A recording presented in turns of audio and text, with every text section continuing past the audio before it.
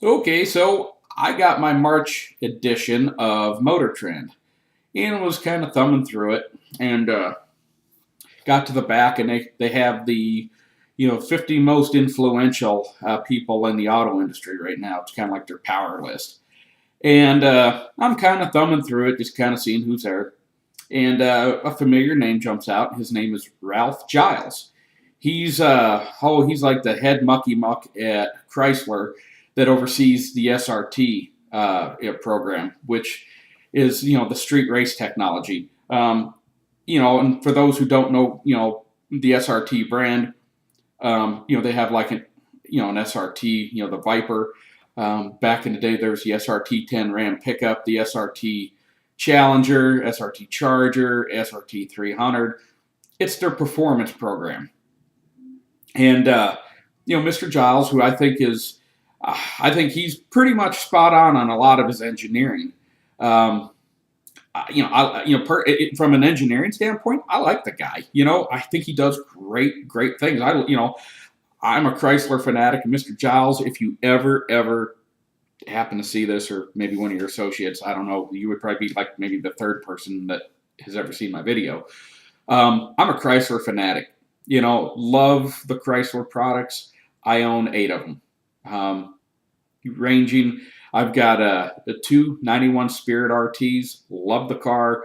Matter of fact, mine at this point is the fastest RT in the world. It's also been my particular car was in Sport Compact Car back in 2006. Get on 2 of those. I own a Chrysler Sebring convertible. I own a 96 Intrepid, which that's what my daughter drives to school every day. I've got a 93 Cummins pickup with over 1 million miles. It should, if I remember, it's like 1.186 million miles. Love that truck. Rides like a washboard, but starts every day. Love that truck. I've worked the hell out of it. I've also got a 2006 Mega Cab, half ton with a Hemi, and a 2005 Dodge Magnum RT, again, with the Hemi. Absolutely love every one of them. One of the other ones I forgot to mention, 86 Shelby Omni GLHS with Mr. Giles may know this, but it's a T3 engine swap. The T3 engine was produced from 91 to 93 in the Spirit RT and the IROC RT. But that aside, it's obvious I'm a Mopar fanatic. I love them, love the products. I wish I had the money to buy an SRT product someday. I'd love a Viper. I just think, man, if sex had 4 wheels, that's a Viper. Okay. Plus, I'd have to get a bigger garage. But that aside, okay, back to my Motor Trend magazine.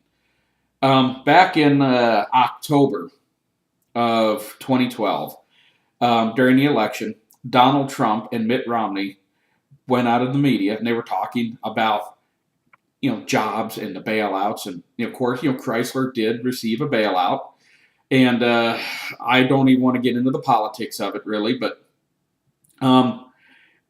essentially they used the taxpayer money to bail out the unions is what it came down to. It's not that Chrysler didn't have money to buy tires and buy paint in interior pieces and stuff like that. They had money. It's the legacy costs of the union. Basically, that money went to shore up the pensions. That's what it went for. I personally think it's a crock, but I don't want to get into that. Okay. The Mitt Romney, who, as some of you recall, was the Republican nominee for president, and Donald Trump had both come out and said that the Jeep was going to be built in China. The production was going to be moved to China. Now, Ralph, Mr. Giles, you came out and said that they were, and I think I'm correct when I say this, full of shit. That's what you said. Okay. Why you said that, I don't know. Because as we know, January 2013, it was announced Jeep is going to be built in China. They're talking a big chunk of the production, and eventually they say could lead to all the production. Okay, now a company that was bailed out with U.S. tax dollars Now they're going to move the jobs to China. You can see why people are little peeved about that. But Mr. Giles, you came out. Look, here's what I'm concerned about, Ralph. And I tell you, I love your engineering, but your politics are wrong here. Because I'm asking myself, why did you say that? Were you lying? And you knew damn well that the production was going there and you lied for a political reason? I don't know who you voted for, but if you're an Obama supporter, did you lie to help prop up your president, to run some interference, some cover? Or, because it's only one of two answers, or being as high up in the company as you are, you don't know what the hell is going on in your own corporate offices. One of the two. Either you lied, or you don't know what the hell's going on up there. Either way, maybe you should at least say, look, I'm sorry, I was wrong. They didn't tell me jack. Apparently they don't trust me enough to tell me that they're going to move production. You need to explain it, okay? Because I only see two options. You're not kept in the loop, or you're a liar. Now, you tell me if I'm wrong. Tell me how you didn't know. You can't get too much. I mean, I would have thought someone in your position would know, because there is an SRT Jeep Grand Cherokee, is there not? I mean, that would certainly affect you, would it not? So I just would love, and I send a tweet out, to Mr. Giles. I don't know if I get a response, but I really want to know, because again, I think the guy's, he's an automotive architect, man. I love the SRT products. I'm here to tell you, they're awesome. And I was a little bummed though that I shouldn't say bummed, but the Corvette ZR1 and the Viper are so evenly matched. I do find it interesting that the ACR, which held the record for 3 years, was just ever so slightly edged out by the new ZR1. But the new Viper was actually a little bit slower than the 2010 ACR. Now, I don't know if that's because the ACR is just more of an absolute track monster, and the new Viper is more so more geared towards the street. But Mr. Probst, unless he just, I get it. You feel more comfortable driving certain types of cars. Maybe he just felt more comfortable in the Corvette the way he drove it, and felt less comfortable in the Viper. And maybe because he didn't feel as comfortable, he didn't push the car to its true potential. That could be too. So it's kind of like a guy driving a cup car. Some of them like their cars a little tighter. Some of them like them a little bit looser. Depends on how you like your car set up. So that could have been part of it. But these cars are evenly matched.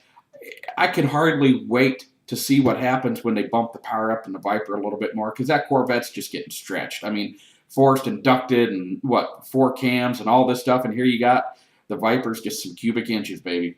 So anyway, Mr. Giles, if you would, feel free to respond to this. I would love to know what happened, how you were wrong, or were you just being misleading? It's got to be one of the two. So, hey, I appreciate it. Look forward to more of your products, and folks, follow along and kind of see if Mr. Giles does respond to something, and see if he admits that. Well, yeah, he misspoke. I mean, I don't like you can't misspeak. Look, either you didn't tell the truth, or you didn't have the information. Either way, if you one or the other, yo, Mr. Romney, an apology. Thanks for watching.